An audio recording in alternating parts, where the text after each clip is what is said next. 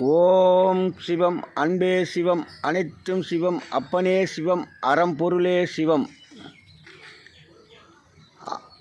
அரசு துறை மக்களை மடமையாக்கத்தான் அவர்களுடைய அறிவாற்றல் அன்றும் இன்றும் செயல்பட்டு வருகிறதே தவிர மக்களுக்கு நல்வழி காட்ட அவர்களுக்கு அறிவாற்றல் வருவதில்லை.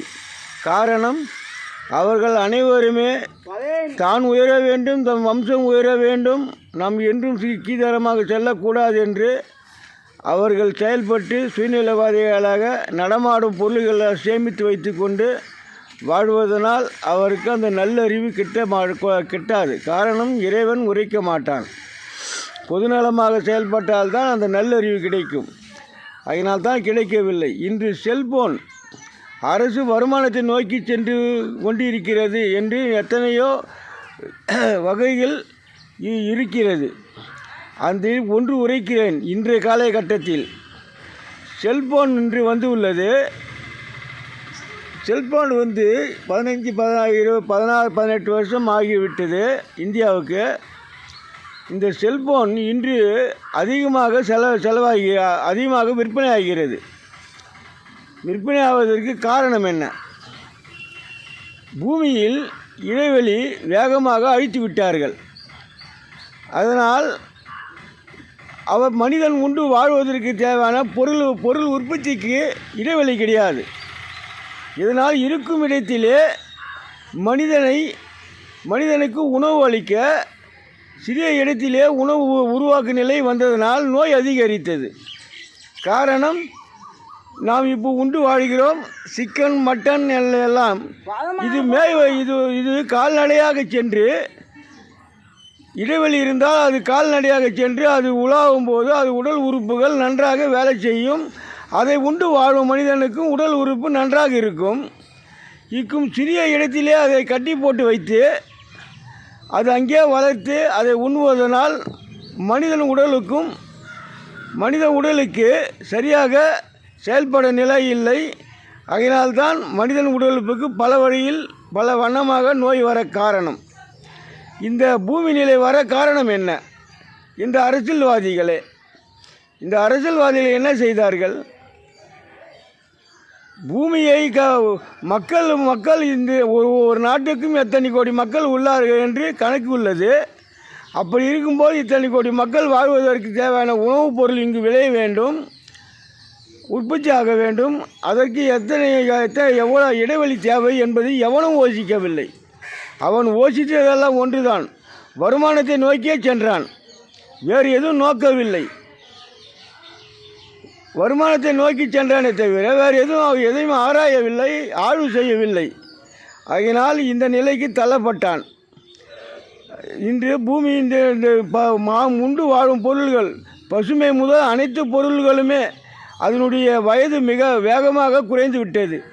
அதனால்தான் இன்று சிறு வயதிலே பெண் பிள்ளைகள் பருவமடைய காரணம். இன்றும் வரப்போகிற காலத்தில் இன்னும் பசுமை முதல் பல ஜீவராசிகள் முதல் வயது குறைந்து கொண்டே வரும். காரணம், இருக்கும் சிறிய இடைவெளி கூட அழித்து வருகிறார்கள் மூடர்கள். அதனால் இன்னும் வயது குறைய 2050 தொடரும். பெண் பிள்ளைகள் 7 வயது 6 வயதிலே பருவமடைய நிலை வரும். இது வரக்கூடாது என்றால் பூமியில் இடைவெளி தேவை. இதற்கு என்ன செய்ய வேண்டும்? நாம் என்ன செய்ய வேண்டும்? எத்தனையோ பில்டிங் எல்லாம் இன்றைக்கி கட்டிவிட்டு அதில் மக்கள் குடியேறி இல்லாமல் காற்று கிடைக்கிறது, அது வீணாக போகிறது. அங்கெல்லாம் மக்கள் யார் தனியாக எந்த ஒரு உயர்ந்த மனிதன் கட்டியிருந்தாலும் சரி, அதை அரசு ஆய்வு செய்து மக்களை அங்கங்கெல்லாம் குடியேறி விட்டு இந்த ரியல் எஸ்டேட்டை அடியோடு ரத்து செய்து அவர்கள் ரியல் எஸ்டேட்டை நம்பி வாழும் மக்களுக்கு ஏதாவது வேலை கொடுத்து, நீங்கள் சேமிக்கும் பணத்தை எல்லாம் சேமிக்காமல் அந்த பணத்தையே அவர்களுக்கு சம்பளமாக கொடுத்தால் அவர் குடும்பங்கள் வாழும். இப்படி செய்தால்தான் இந்த பூமியில் இடைவெளியை காக்க முடியும். மீண்டும் ஒரு பசுமைகள் வளர்வதற்கும் இடைவெளி இருக்கும். நறுமண காற்று வரும். மனிதனுடைய பெரிய பெரிய நோய்கள் எல்லாம் அகன்று போகும். மனிதன் ஆத்மா திருப்தியோடு அனைத்தும் இறைவன் படைக்கும் பொருள்களை உண்டு வாழ்வான். அவன் ஆத்மா திருப்தியாகலையும் அவன் காணும் பொருளில் உண்டு வாழ்ந்தாலே அவன் பெரும் மகிழ்ச்சி. இன்றைக்கு எத்தனை சதவீத மக்கள் உள்ளார்கள் தெரியுமா? மாத்திரை மருந்து உண்டு வாழ்கிறார்கள். காரணம், இது உண்டால் அவருக்கு இப்போ இந்த நோய் வரும், அது உண்டால் இந்த நோய் வரும், இப்படி இந்த பயந்தே அவர் வாழும் நிலைக்கு அரசு தள்ளப்பட்டுள்ளது. அதனால் இதெல்லாம் மாற வேண்டுமென்றால் நாம் பசுமை இடைவெளியை விரிந்து செல்ல வேண்டும். பசுமை காடுகளை மீண்டும் உருவாக்க வேண்டும். சாலை மரங்களை அழிக்கக்கூடாது. அவ்வாறு செல்ல வேண்டுமென்றால் நாம் அரசு தான் அதை முன்னின்று ஆய்வு செய்ய வேண்டும். அவனால் செய்ய முடியும் என்றால் விட்டு விளங்கச் சொல்லு. அதை எப்படி செயல்பட வேண்டும் என்று இறைவனுக்கு தெரியும். ஆகையினால் இறைவன் தான் உருவாக்கினான் இந்த அரசை. இவர்கள் இந்த ஆசையில் செல்வான் என்று அனைத்தையும் அவர் யோசிக்க முடியாது. உலகளவில் கோடான கோடி மக்கள் உள்ளார்கள், கோடான கோடி ஜீவராசிகள் உள்ளது. அனைத்துக்கும் அது உயிர் வாழ்வதற்கு தேவையான வழி செய்வதற்கே அவர்களால் சிந்திக்க முடியாது. அந்த நிலைக்கு இந்த மனிதன் இப்படி தள்ளப்பட்டு உள்ளான். காரணம், இவர்கள் கட்சி என்று ஆரம்ப காலத்தில் வளர்ந்ததோ அன்றிலிருந்து இன்று வரை இவர்கள் நிலையை உணர்ந்து வந்ததனால் இறைவன் வழிகாட்டி வந்து விட்டான். இனி பூமியில் இடைவெளி இல்ல காரணத்தால் வருவதை எடுத்து உரைக்கிறான். அதை உணர்ந்து வாழுங்கள். உணர்ந்து வாழ்ந்தால் நன்மை கிடைக்கும். இன்று செல்போன் வந்துள்ளது. இந்த செல்போனால் மனிதனுக்கு என்ன நன்மை? செல்போன் எதற்காக இறைவன் கொண்டு வந்தான்? இந்த அவ்வப்போது விலைவாசி உயர்வு, சமுதாயத்தில் பல குழப்பங்கள், பல பிரச்சனைகள் பல வண்ணமாக இருப்பதனால் மக்கள் 60% மக்கள் மகிழ்ச்சி இல்லாமல் வாழுகிறார்கள். அவர்கள் ஆத்மா அலைபாய்கிறது. அதில் எத்தனையோ மக்கள் இறந்து போகிறார்கள். அவர்கள் ஆத்மா அலைபாய்வதனால்தான் இன்றைக்கி இந்த நிலைக்கு கொடூரமாக நிலை இன்றைக்கி தள்ளப்பட்டு உள்ளது. அதனால் அந்த ஆத்மாக்கள் நிறைவடை செய்யத்தான் அந்த செல்போன் கொண்டு வந்தான். செல்போனில் அவர்கள் அது பார்க்கும்போது தன்னை மறந்து பார்க்கிறார்கள். சினிமா தியேட்டரில் சினிமா பார்ப்பது போல, சீரியல் நாடகம் பார்ப்பது போல அது பார்க்கும்போது தன்னை மறந்து பார்க்கிறார்கள். விடிந்தவுடன் அவர் வேலைக்கு செல்கிறார்கள். அந்த பணத்தை கொண்டு வந்து உண்டு வாழ்கிறார்கள். மீண்டும் மகிழ்ச்சியில் வாழ்வதற்கு கொண்டு வந்தான் இறைவன். அதுக்கு என்ன இவர்கள் உயர்ந்த பணம் படைத்தவன்கள் என்ன செய்கிறார்கள்? அவர்கள் மேல் நான் குற்றம் கூறவில்லை. அவர்கள் என்ன செய்கிறார்கள்? பணம் இருப்பதனால் அவர்கள் செல்போனு ஒரு மனிதனுக்கு 2-3 வாங்கி கொள்கிறார்கள். குழந்தைகளுக்கு வாங்கி கொடுக்கிறார்கள். அதுக்கு அமர்ந்த இடத்திலே அந்த குழந்தைகள் வாழ்வதற்கு தேவையான அந்த செல்போன் கொடுத்து அவர்கள் செயல்படுகிறார்கள். அவர்கள் அவருக்கு மகிழ்ச்சி. ஆனால் இதில் இகழ்ச்சி உள்ளது. காரணம், அந்த குழந்தைகள் அதை உற்று கவனிக்கும் போது கண் பாதிக்கப்படுகிறது.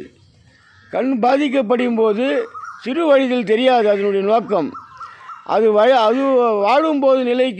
வாழும்போது தான் அதனுடைய பொருள் புரியும். அதுக்கு அன்று கண்ணாடி இது இப்போ உடலில் பல நோய்கள் ஒரே இடத்தில் அமர்ந்திருப்பதனால் அதே குழந்தைகளை விளையாட விட்டால் அந்த விரல்கள் அந்த உடல் உறுப்புகள் செயல்படும் போது நோயற்ற வாழ்வு பின்னாடி அது வளரும்போது வளர்ச்சி அடையும் போது அது குடும்பம் நடத்தும் போது நல்வழி கிடைக்கும்.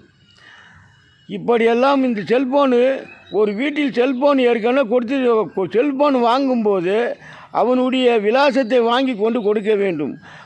இப்போ கம்ப்யூட்டர் காலம் பதிவாகி விடுகிறது. அடுத்த காலம் மீண்டும் அவன் செல்போன் ஒன்றால் ஏற்கனவே வாங்கியிருக்கிறீர்களே இப்போ எதுக்கு என்று கேட்க வேண்டும். வருமானத்தை நோக்கி அவர் கேட்டதெல்லாம் கொடுக்கக்கூடாது.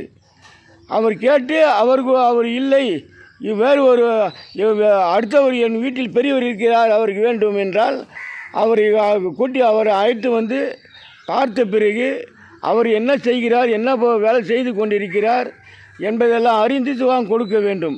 பணம் கொடுத்தாலும் எதையும் கொடுத்துடக்கூடாது. இப்படியெல்லாம் செயல்பட்டால்தான் நல்லாக பிறக்கும்.